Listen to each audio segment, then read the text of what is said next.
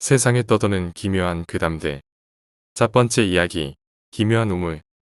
이걸 공개하면 아마 옛 동료들은 내가 누구인지 알아차리겠지. 들키면 꽤 위험할 것이다. 아직 살아있다는 걸 알아차리면 또 나를 찾아 나설 테니. 하지만 내가 이 이야기를 전하지 않으면 그 우물의 존재는 어둠 속에 묻힌 채 영영 알려지지 않을 것이다. 그렇기에 나는 목숨을 걸고 이 이야기를 전하려 한다. 지금으로부터 몇 년 전 이야기다. 나는 도쿄에 있는 모 조직의 신진 간부 밑에서 일하고 있었다. N이라는 자였다. 요새는 그런 조직도 찾아라고 위험한 일은 모두 외주를 맡겨버린다. 조직이 아니라 개인을 고용하는 것이다. 경찰에게 잡히면 도마뱀이 꼬리 자르듯 다 끊어버리는 것이다. 그 대신 대가는 후하게 쳐줬기에 나도 그런 위험을 감수하며 먹고 살고 있었다. 나는 도쿄에서도 비교적 부자와 외국인이 많이 사는 거리에서 일했다. 위험한 일이라고 하면 뭔가 대단한 느낌이 들겠지만 정작 내가 했던 건 별거 아니었다. 승합차로 꽃집에 꽃을 가지러 가고 꽃값을 낸다. 그리고 그 꽃을 캬바쿠라와 고급 클럽에 배달한다. 그런 클럽들 가면 늘상 놓여있는 그런 꽃들 말이다. 꽃을 가져다 준 뒤 돈을 받는 것이다. 꽃집에서 사온 돈의 3배에서 5배는 되는 돈이다. 그런 식으로 한 달에 3천만 가까이 벌었다. 내가 하는 위험한 일이래봐야 처음에는 그 정도였다. 하지만 나는 성실하게 임했다. 상대도 산전수전 다 겪은 사람들 투성이다. 젊은이를 보면 별거 아니라고 생각해 둘러대고 값을 깎으려는 양아치들도 숱했다. 그때마다 주먹으로 해결하려 들면 일을 할 수가 없다. 주먹부터 휘두르려는 놈들도 있지만 경찰 부를 일이 생기면 그대로 거래는 끝나게 된다. 조직에서도 미운털이 박히게 되는 거였다. 내 입장에서도 피 같은 돈을 날릴 수는 없는 거고 그렇기에 그럴 때마다 나는 끈질기게 달라붙어 설득했다. 설득하면서도 중요한 곳은 결코 양보하지 않았다. 이엔도 깎지 않고 조건 하나 내주지 않았다. 어쨌든 그렇게 일처리를 꽤 잘 해냈다는 것이다. 그러는 사이 N의 동생격인 S와 그리고 K라는 사람에게 상당히 신뢰받게 되었다. 그래서 종종 꽃배달용 승합차를 몰고 한밤중에 불려가는 일이 생기게 되었다. 차에는 아마 드럼통이나 골판지 상자 같은 걸 넣는 듯 했다. 짐을 실을 때는 나는 운전석에만 있었고 어차피 뒤쪽은 가려져 있어서 보이지도 않았다. 결국 내가 하는 일이라곤 벤츠 뒤를 따라 운전하는 것뿐. 짐을 내리면 또 한동안 기다린 뒤 벤츠를 따라 돌아온다. 그리곤 돈을 받는데 뭘 옮겼는지는 지금도 모른다. 하지만 고작 한 번 일한 대가로 꽃배달 한 달치 돈을 받았다. 어느 날 밤 나는 또 K의 호출을 받고 나왔다. 도착해보니 평소와는 면면이 달랐다. 평소에는 S랑 K 그리고 젊은 부하들이 있기 마련이었다. 하지만 그날은 간부인 N이 있었고 S랑 K까지 세 분이었다. 세 명 모두 이상하게 긴장하고 있어서 뭔가 확실히 이상한 분위기였다. 내가 도착했음에도 시동 끄고 기다리고 있어라고만 말할 뿐. 자기들끼리 중얼중얼 무언가 말을 나눌 뿐이었다. 이대로 돌려보내. 저 녀석은 괜찮습니다. 그것보다 띄엄띄엄 대화가 들려왔고 결국 나는 운전대를 잡게 되었다. 왠지 모를 기분 나쁜 예감이 들었다. 트렁크 문이 열리고 무언가가 차 안에 실렸다.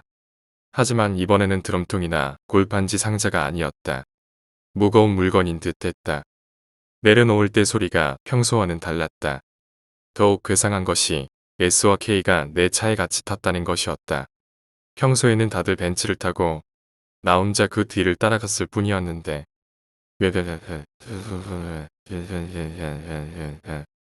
고속도로에는 카메라도 있고 번호판도 다 기록되기에 이쪽 일을 할 때는 최대한 고속도로를 피해 달리기 마련이다. 수도고속도로 순환선은 황궁을 내려다보면 안 된다던가 하는 이유로 몇몇 구간은 지하로 가게 된다. 부끄럽지만 나는 길치다. 운전은 잘하지만 방향 감각도 없고 길도 잘 기억하질 못한다. 그렇기에 확실하지는 않지만 아마 순환선을 2바퀴 정도 돌았던 것 같다. 주변에 차가 하나도 없을 무렵 갑자기 N이 타고 가던 벤츠가 비상 깜빡이를 켰다. 그제까지 아무 말이 없던 S와 K였지만 그걸 보고 S가 입을 열었다. 오른쪽 차선으로 들어가서 멈춰서 그 말대로 했다. 거기가 합류 지점이었다. 저기 섬처럼 생긴 곳에다 후진으로 차를 대. 그대로 하고 전조등을 껐다. 양쪽 기둥을 사이에 두고 있는 곳이라 평범하게 지나가는 차는 뒤를 돌아봐도 좀채 찾을 수 없는 위치였다. 애니 탄 벤츠는 그대로 가버렸다. S와 K는 둘이서 짐을 내렸다. 그리고 나도 나오라고 불렀다. 기분 나쁜 예감이 또 나를 덮쳤다. 이제까지 운전석 밖으로 나를 부른 적은 없어서니까. S와 K가 둘이서 메고 있는 비닐 봉투가 눈에 들어왔다. 영화에서 종종 나오곤 하는 시체 봉투처럼 새까맸다. 이미 내용물이 사람일 거라는 생각만 들었다. 터무니없는 일에 말려들었다는 생각을 하니 허리가 아파왔다. 왜 조직 사람이 아니라 날 데려온 건가 싶었다. 그 이유도 나중에 알게 되었지만 S는 주머니에 열쇠가 있으니까 그걸 꺼내서 철조망 문을 열어 라고 말했다. 나는 그대로 했다. 철조망을 지나 5m 정도 가자 또 문이 나왔다. 문이라기보다는 벽이라는 느낌일까. 열기 위한 손잡이도 없고 열쇠 구멍도 보이질 않았다. 어떻게 하나 싶었는데 S는 또 다른 주머니에 손을 넣어보라 했다. 이번에는 크고 작은 열쇠가 하나씩 있었다. 콘크리트 벽에 스테인리스로 된 작은 뚜껑이 붙어 있는데 그것을 작은 열쇠로 여는 것이었다. 안에는 원통형 열쇠 구멍이 있고 거기에는 큰 열쇠를 넣었다. 열쇠를 돌리자 철컥하는 소리와 함께 벽이 조금 움직였다. 오른쪽에서 왼쪽으로 벽이 열렸다. 벽 안까지 장치가 되어 있어 문이 잠겨 있었다. 벽을 부수고 들어오는 것조차 불가능할 구조였다. 그 앞은 완전히 암흑이었다. 손전등을 들고 잠시 나아가니 곧바로 철문이 나왔다. 무단 출입원금, 방위시설청이라고 적혀 있었다. 이상했다. 여기는 일본 도로공단의 시설일 텐데. 아니, 그걸 떠나 조직 사람들이 이런 곳에 멋대로 드나들 수 있는 것인가 하는 의문이 들었다. 익히 아는 사람들이라 실수는 없을 거라 생각했지만 어디 감시 카메라는 없는 건가 싶어 불안했다. 안에서는 더 이상한 게 기다리고 있었지만 철문도 아까 전벽과 똑같은 방법으로 열었다. 우리는 안으로 들어섰다. S랑 K는 이제 땀을 뻘뻘 흘리고 있었다. 꽤 힘들어 보였지만 도와달라고는 끝내 말하지 않았다. 안에 들어서자마자 계단이 나왔고 계속 아래로 내려갔다. 상당히 오랜 시간을. 종종 두 사람을 발을 멈추고 어깨에 맨 짐을 고쳐맸다. 계단을 다 내려오자 대단히 넓은 통로가 좌우로 펼쳐졌다. 아마 폭이 10m 정도는 되었던 것 같다. 거기서 잠시 쉬었다. 통로에는 군데군데 전등이 달려서 무척 어슴푸레했지만 일단 손전등 없이 걸을 수 있었다. 우리는 왼편 통로로 나아갔다. 가끔씩 쉬면서 한동안 걸어갔다. 통로 자체는 올곧게 뻗어 있었다.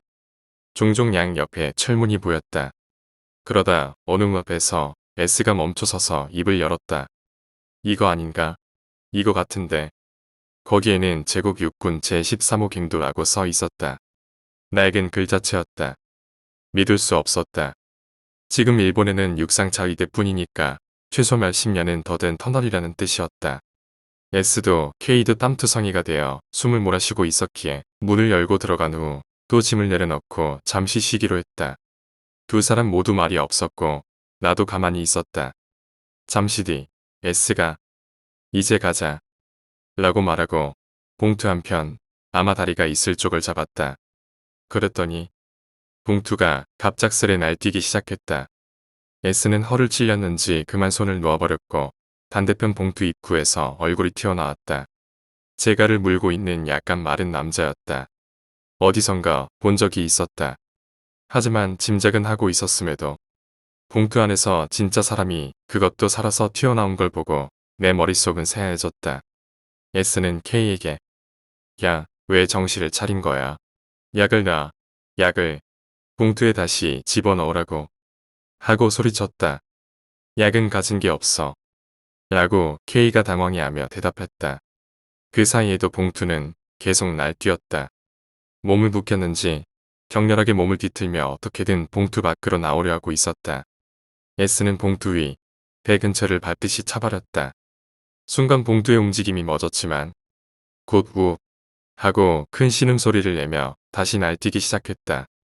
S는 배 근처를 계속해서 차댔다. 그런데도 봉투는 계속 날뛰었다. 이윽고 K도 가세해 둘이서 엄청나게 찼다. 뿌드득하는 소리가 두어 번 들렸다. 아마 늑골이 부러졌던 거겠지. 봉투의 움직임은 멈췄다. 그 순간 어째서인지 남자는 고개를 들어 나를 바라봤다. 그때까지 성난 야수처럼 날뛰고 있던 남자가 갑자기 울 것 같은 얼굴로 나를 응시했다. 다시 집어넣어. 라고 S가 말하자 K는 남자 어깨를 밟고 봉투를 잡아당겨 남자를 안으로 집어넣었다. 지금도 그 광경은 슬로모션으로 내 기억 속에 남아있다. 남자는 봉투에 들어갈 때까지 계속 나를 바라봤다. 그 눈빛은 아마 평생 잊을 수 없겠지. K가 힘겹게 봉투 입구를 묶는 걸 확인한 후 S는 다시 몇 번 더 봉투를 걷어쳤다. 이 정도 해둘까? 죽으면 안 되니까 말이야. S는 그렇게 말하고 나를 보았다. 너, 저 녀석 얼굴 봤어? 아니요. 갑작스러워서 뭐가 뭔지 저는 전혀. 나는 그렇게 대답하는 게 고작이었다. 사실 어디선가 본 것 같다는 생각을 하고 있었지만 누구인지는 기억나지 않았다. S와 K는 다시 움직이지 않게 된 봉투를 메었다. 달라진 것은 나도 가운데에서 함께 들게 됐다는 것. 이제 내용물을 알아버렸으니 나 또한 운명 공동체가 된 셈이었다. 그리고 그 13호 갱도라는 곳을 계속 걸었다. 지금까지 걸어온 넓은 통로와는 달리 폭이 3m 정도의 좁은 통로였다. 오른편은 계속 벽이었지만 왼쪽에는 종종 아래로 내려가는 계단이 있었다. 폭 1m 약간 더 될 정도의 계단을 조금 내려가니 문이 있었다.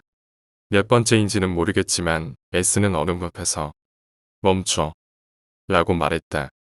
거기에는 또 제국 육군 제126호 우물이라고 써 있었다.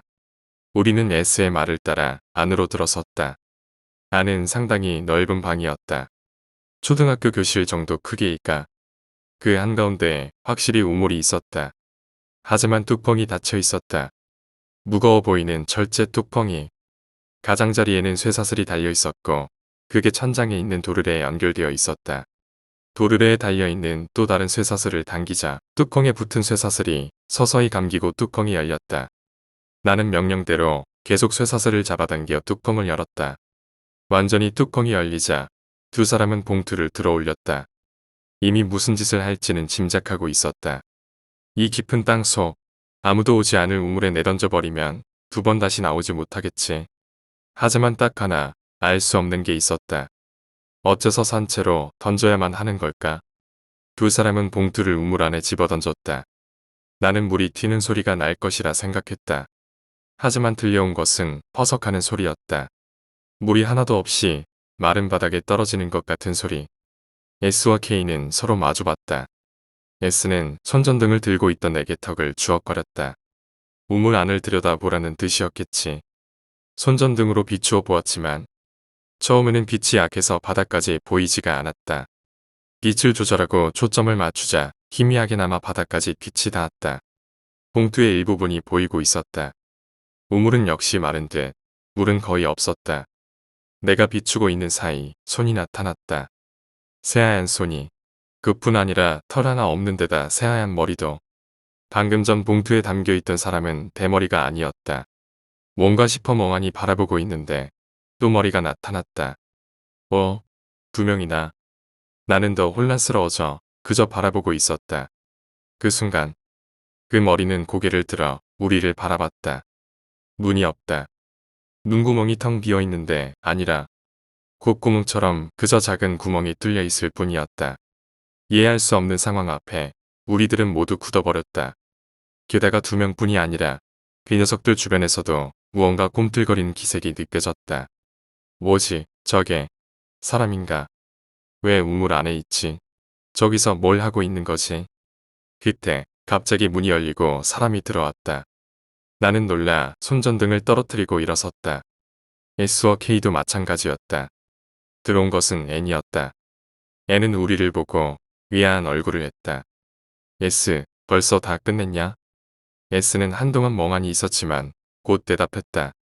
끝냈습니다. N은 우리의 상태를 보고 우리가 우물 안을 봤다는 걸 알아차린 듯 했다. 봤냐, 저 안을. 우리는 아무 말 안 했지만 그건 곧 긍정하는 것과 다름없었다. 빨리 뚜껑을 닫아. 그 말을 듣고 나는 급히 아까 전과는 반대로 도르대를 풀었다. 뚜껑은 조금씩 닫혀간다. 쓸데없는 생각하지 마. 잊어. 하지만 머릿속에서는 온갖 생각이 다 들었다. 죽이면 안 된다고 했지만 S 본인 또한 왜 죽이면 안 되는지 그 이유는 몰랐을 것이다. 산채로 떨어뜨려야 하는 이유는 무엇일까? 산채로. 그런 괴물 같은 놈들이 있는 곳에 차마 더 생각하고 싶지 않았다. 우리는 온 길을 거슬러 차를 타고 도로로 나왔다. S와 K는 이번에는 N의 벤츠를 타고 갔다. 그리고 그게 내가 그 세 사람을 본 마지막 순간이 되었다. 나는 떠올리고 말았다. 그때 봉투 안에 들어있던 남자의 얼굴을. 최근 출소한 회장의 셋째 아들이었다. 일처리가 영 좋지 못하다는 소문이 자자했었다. 서투르게 나섰다가 그만 사건에 연루되어 징역까지 살았던 듯 했다. 나는 두세 번 마주쳤을 뿐이었지만 별거 없는 주제에 온갖 잘난 척은 다 하는 사람으로 기억하고 있다. 하지만 아무리 그래도 회장의 아들을 죽이는 게 용납될 리가 없다. 시체를 숨겨도 머지않아 들키고 말겠지. 가능한 한 들키지 않도록 나를 사용해서 옮겼지만 그 사건으로부터 2주일 정도 지나 애는 사라졌다. 너도 어디로 숨으라고. S는 전화로 그렇게 말했다. 들킨 거겠지. 회장 아들을 죽였다는 사실이. 조직하고는 거리가 좀 있었던 덕에 나는 도망칠 수 있었다. S와 K가 어떻게 되었는지는 모른다. 그로부터 몇 년이 지났고 나는 사람이 많은 지역을 전전하고 있다. 이건 PC방에서 쓰고 있는 것이다. 앞으로는 PC방도 신분증을 제시해야 들어올 수 있다고 하니 이게 마지막 기회겠지. 조직 사람들이 이 글을 본다면 어디에서 썼는지 금세 찾아낼 것이다. 그러니 나는 이 동네에 두 번 다시 돌아오지 않을 작정이다. 누군가 그 우물의 정체를 밝혀내 주길 바란다. 왜 야쿠자 조직이 그런 우물의 열쇠를 가지고 있고 사용하고 있는 것일까? 정체가 밝혀진다면 나를 쫓는 녀석들도 모두 잡혀 들어갈지 모르니까 말이야. 나는 도망치고 싶다. 앞으로도 계속 도망칠 생각이다. 두 번째 이야기. 우왕르. 2012년 겨울이었습니다. 좀 암울했던 얘기지만 당시 저는 30살이었습니다. 30. 많다면 많은, 적다면 적은 나이에 뇌경색 판정을 받았습니다. 큰 병이 그때가 처음은 아니었습니다. 머리, 목, 우측 가슴, 우측 팔, 우측 무릎. 몸 부위를 좌르르 나열하는 것 같지만 위 부위들은 제가 30살까지 살며 수술한 부위입니다. 죄다 오른쪽이죠. 이번에도 마찬가지로 우측 뇌에 문제가 생겼었습니다. 왜 이렇게 오른쪽이 문제인지 어린 시절에도 사고가 많았습니다. 당시 교회를 다니셨던 외할머니를 따라 목로를 따라 교회에 가곤 했는데 그 길에서 참 사고를 많이 당했어요. 어느 여름 오후였을 거예요. 땅거미가 깔리는 오후 늦은 시간에 교회에서 돌아는 길이었는데 오토바이에 치였습니다. 당시 한 대여섯 살 정도 됐었을 겁니다. 몸이 유연해서 그랬는지는 몰라도 크게 다치지 않고 일어났고 그 다음 주에 교회 가는 길에 같은 오토바이에 또 치였습니다. 그럴 수도 있죠.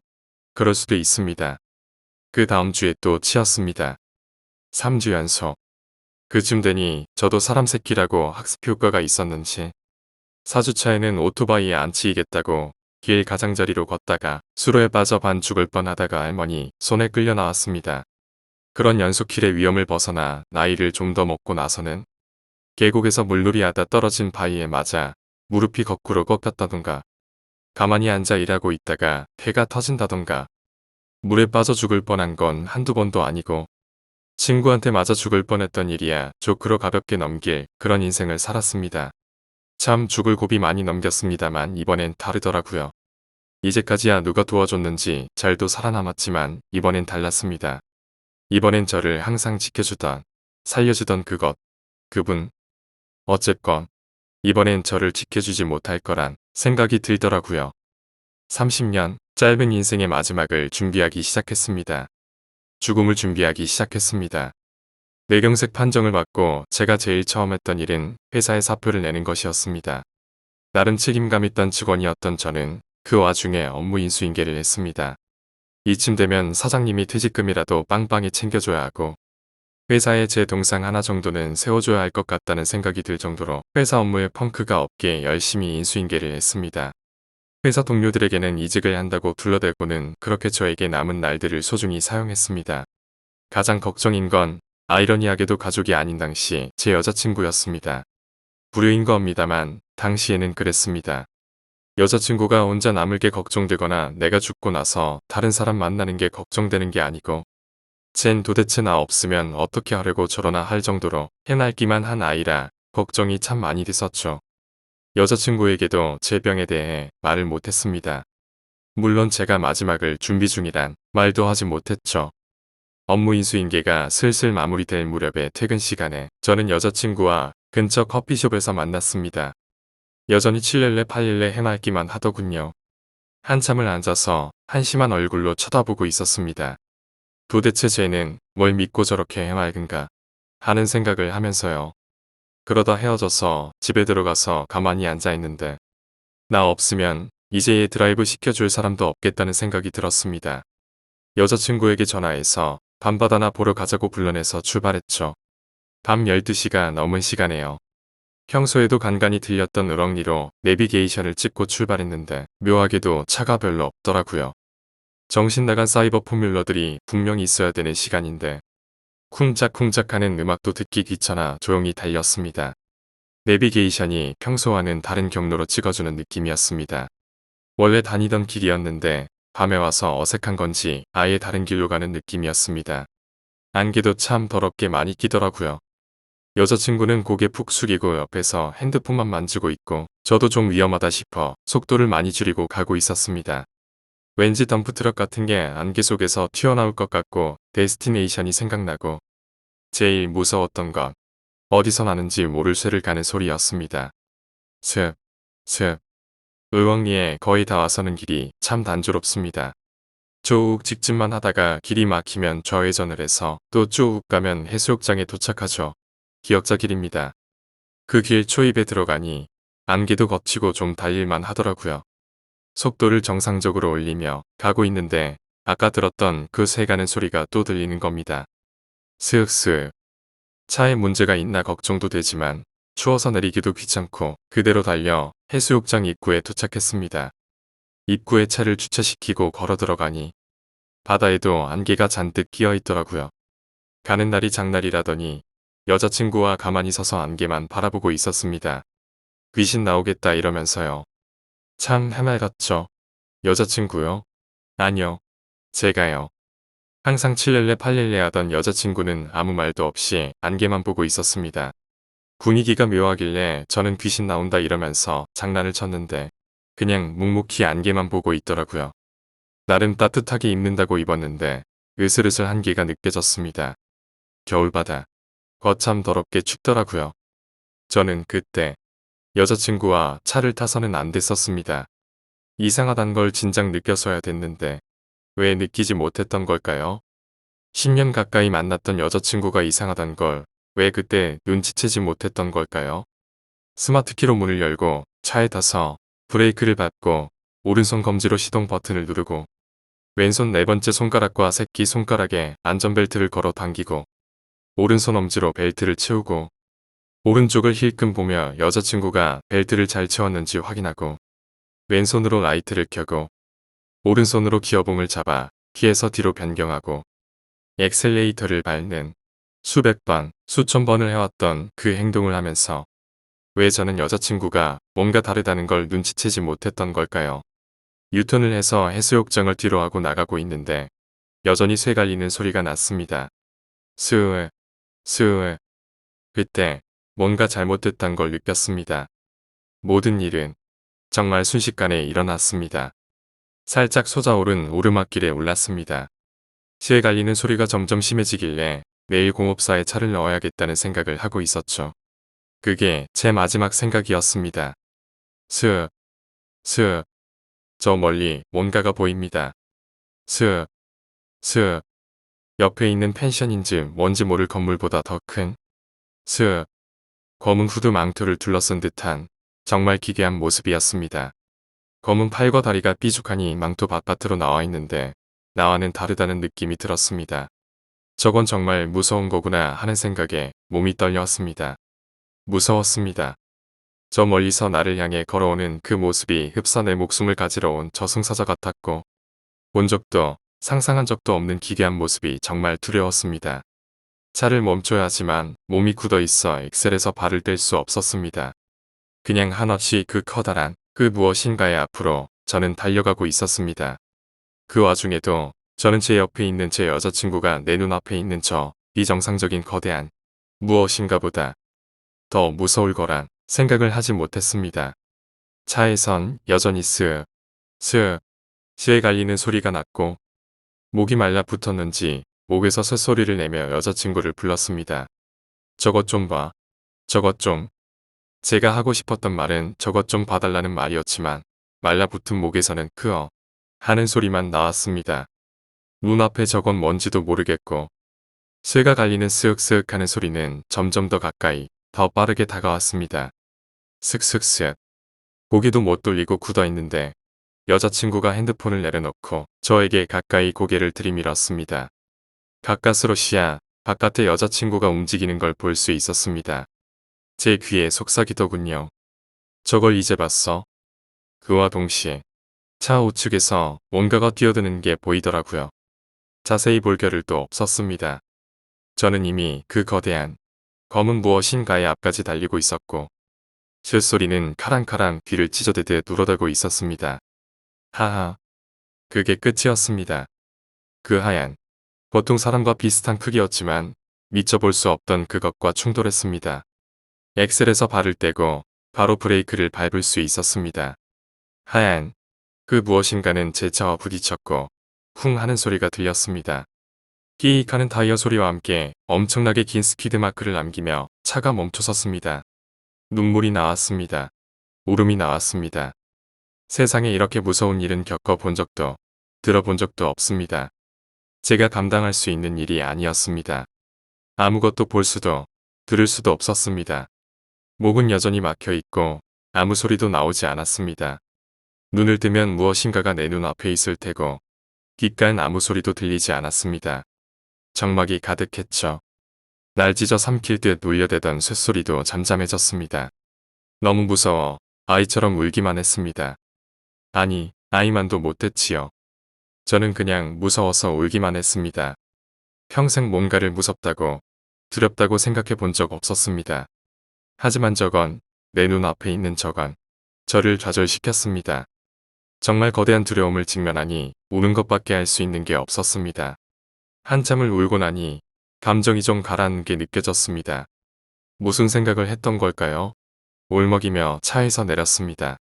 밤 공기가 차갑게 내려왔고 무슨 용기인지 눈물을 닦으며 앞을 쳐다봤습니다. 그래, 차라리 죽여라. 라는 생각이었습니다. 하하, 정말 눈앞엔 아무것도 없었습니다. 두려움이 들 정도로 거대했던 그 새카만 무엇인가는 흔적도 없었습니다. 차 안을 봤습니다. 아무도 없습니다. 없습니다. 분명 제 옆에서 고개 숙이고 핸드폰만 보고 있던 그 여자친구가 없어졌습니다. 이건 뭔가 하는 생각은 둘째치고 무섭기만 했습니다. 그럼 차와 부딪힌 그 하얀 건 뭔가 하는 생각이 들어 차 우측으로 갔습니다. 거기도 아무것도 없습니다. 혹시 튕겨나간 건가 하고 샅샅이 뒤져봤습니다. 혹시라도 사람을 친 거면 정말 큰일이니 정말 샅샅이 뒤져봤습니다. 아무리 찾아봐도 아무것도 없었습니다. 그 자리엔 아무것도 없었습니다. 이야기는 여기서 끝입니다. 길가로 차를 옮겨놓고 해가 뜰 때까지 고개 푹 숙이고 가만히 있다가 해가 떠서야 그곳을 떠날 수 있었습니다. 여자친구요? 결론만 말씀드리자면 집에서 쿨쿨 자고 있었습니다. 진짜 한동안은 여자친구를 믿을 수가 없었죠. 끔찍한 나날이었습니다. 차는 오른쪽 범퍼와 오른쪽 안개 등 오른쪽 라이트와 오른쪽 본넷이 망가졌습니다. 제 몸처럼 오른쪽만 망가졌더라고요. 수리하고 바로 팔았습니다. 무서워서 못하겠더라고요.